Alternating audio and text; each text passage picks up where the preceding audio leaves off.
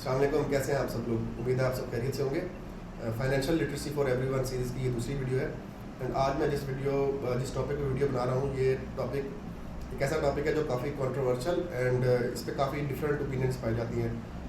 लोग इसके फेवर में भी बात करते हैं, लोग मेरी बात से एग्री भी करेंगे और मेरी बात से डिसएग्री भी करेंगे। बट ये मेरा ओपिनियन है, बाइंडिंग नहीं है। मैं गलत भी हो सकता हूँ, मैं सही हो सकता हूँ, but this is my opinion.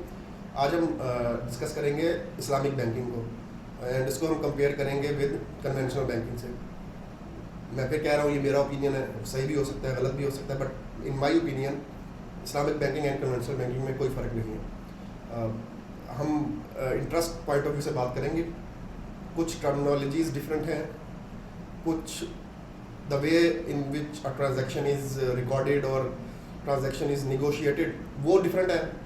But eventually जो बंदा लोन ले रहा है या जो बंदा फाइनेंसिंग ले रहा है, उसको मार्कअप पे करना है, उसको आप इंटरेस्ट का नाम दे दें, उसको आप प्रॉफिट का नाम दे दें, उसको आप रेंट्स का नाम दे दें। तो हम ज़रा डिफ्रेंशिएट करते हैं। जब भी आप किसी कन्वेंशनल बैंक यानी जो नॉर्मल बैंक हैं, लाइक इस्लामिक बैंक नहीं है, उससे आप लोन लेने जाते हैं अपने घर के लिए या गाड़ी वगैरह लेने के लिए, तो वो शुरू में ही आपको बता देता है, बल्कि डील किस तरह स्ट्रक्चर होती है उस केस में कि आपने गाड़ी लेनी है तो वो गाड़ी के अगेंस्ट आपको एक चेक दे देगा। एंड वो आपके नाम का चेक नहीं होगा, वो आपने जिस भी शोरूम पे गाड़ी लेनी है, जिसे भी पेमेंट करनी है, वो उसके नाम का चेक होगा। एंड आप गाड़ी लेंगे, गाड़ी आपके नाम पे होगी, गाड़ी के डॉक्यूमेंट्स बैंक रखेगा एंड आपको एक रीपेमेंट का स्केड्यूल दे दिया जाएगा जिसमें बताया होगा कि आपने इतनी इतनी इंस्टॉलमेंट हर महीने पे करनी है। एंड आपने जो भी इंस्टॉलमेंट पे जो भी आपने लोन लिया है वो आपको रीपे करना है विद इंटरेस्ट। इंटरेस्ट उसमें क्लियरली मेंशन होता है।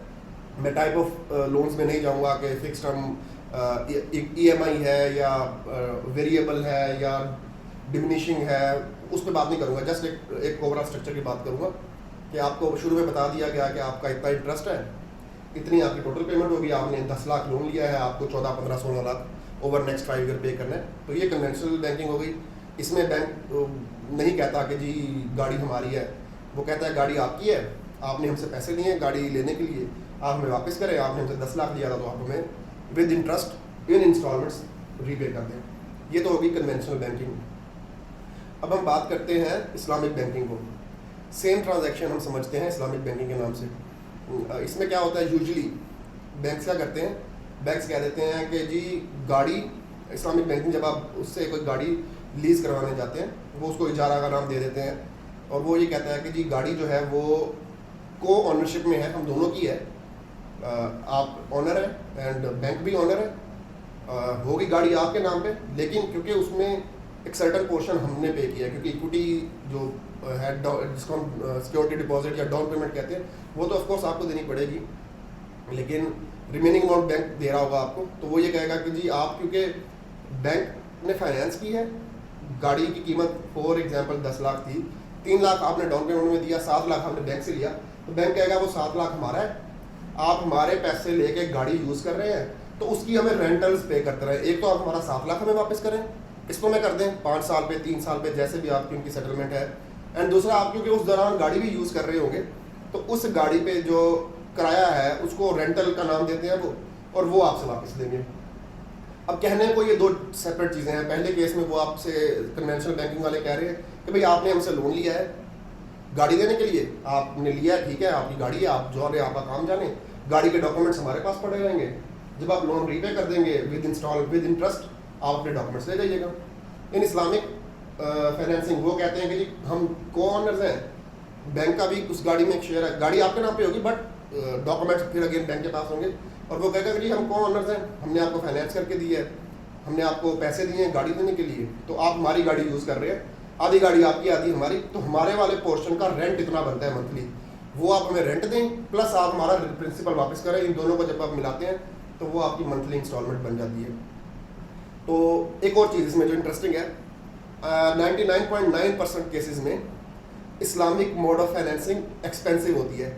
वो शायद इस्लामिक टच जो है वो लगाते हैं, तो इस्लामिक टच की फ़ीस चार्ज करते हैं वो, क्योंकि आप कन्वेंशनल बैंकिंग में जाके रेट्स देख लें फाइनेंसिंग के, वो कार फाइनेंसिंग भी हो सकती है, वो होम फाइनेंसिंग भी हो सकती है, वो दोनों केस हो सकते हैं। आप 90% बैंक्स, आपको कन्वेंशनल बैंक्स आपको सस्ती ऑफर दे रहे होंगे, जबकि इस्लामिक बैंक्स आपसे डिफरेंट नाम से, वो ज़्यादा इंटरेस्ट का नाम यूज़ नहीं करेंगे, वो आपको मार्कअप नहीं कहेंगे, वो कभी आपको रेंट कहेंगे, वो कभी आपको प्रॉफिट शेयरिंग कहेंगे, वो कभी आपको कोई और नाम यूज़ कर लेंगे, लेकिन वो इंटरेस्ट का नाम यूज़ नहीं करेंगे।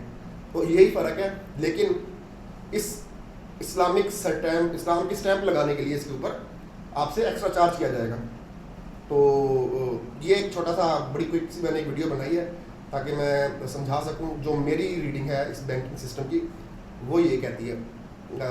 एक और चीज़, अब ये सब चीज़ें जो है ना, इसके बाद जितनी भी बातें हैं वो टेक्निकल साइड से है कि अकाउंटिंग कैसे होती है इनकी।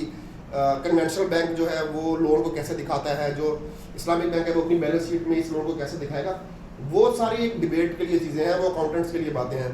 लेकिन एक आम पर्सन, एक जनरल जो पीपल, जनरल लोग हैं आम, जिन्होंने लोन्स लेने हैं, उनको सबसे इतना पता है कि दोनों जगह से वो लोन अगर लेते हैं उनको इस्लामिक बैंकिंग से लोन महंगा पड़ेगा, हमेशा महंगा पड़ेगा, क्योंकि वहाँ पे थोड़ा सा इस्लामिक टच ऐड किया हुआ है उन्होंने। कोई डिफरेंस नहीं है मेरे हिसाब से, दोनों चीज़ें सेम है।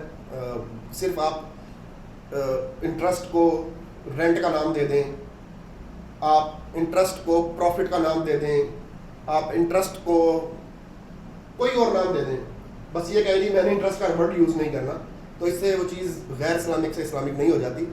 तो ये मेरा छोटा सा एनालिसिस था। एंड आप लोग डिसाइड कर सकते हैं। अगेन मैं ये कहूँगा ये कोई इस्लामिक डिबेट नहीं है, बट मेरी जो थोड़ी सी नॉलेज है और जो मैंने थोड़ा सा मार्केट को देखा है, तो मेरी कुछ ये ओपिनियन बनती है। आप लोगों की अगर ओपिनियन डिफरेंट हो तो आप प्लीज़ अपना कमेंट करके अपनी ओपिनियन बताइएगा। टेक्निकल साइड पे नहीं, प्योरली रिलीजियस साइड से आप देखिए कि इन दोनों में क्या डिफरेंस है। कोई डिफरेंस नहीं है। दोनों में एक बोरवर है, एक लेंडर है।